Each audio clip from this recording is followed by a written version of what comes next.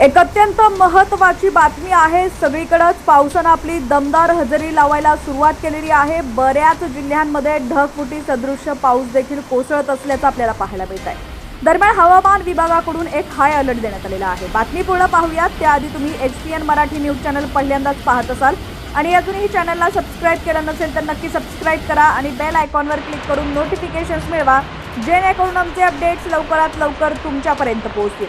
तर हवामान विभागाकडून पुढील 24 तासांमध्ये महाराष्ट्रात अतिवृष्टीचा इशारा देण्यात आलाय। या पार्श्वभूमीवर नागरिकांना सतर्कतेचं आवाहन करण्यात आलेलं आहे।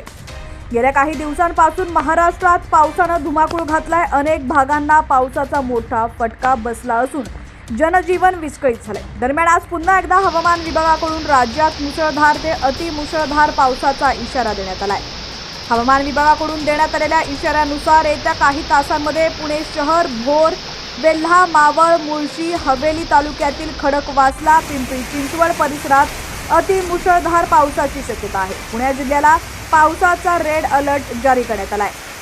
पुण्यात पावसाचा रेड अलर्ट देण्यात आल्यानं या भागातील शाळा 25 जुलै रोजी बंद ठेवण्याचे आदेश जिल्हाधिकारी डॉक्टर सुहास दिवसे यांनी दिलेले आहेत। नागरिकांना सतर्कतेचं आवाहन देखील केलेलं आहे।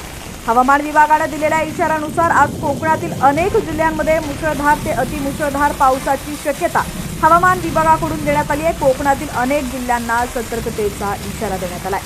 मुंबईबाबत बोलायचं झाल्यास मुंबईत पुढील 24 तासांमध्ये मुसळधार पावसाचा इशारा देण्यात आलाय। हवामान ढगाळ राहणार असल्याचं देखील हवामान खात्यानं म्हटलेलं आहे।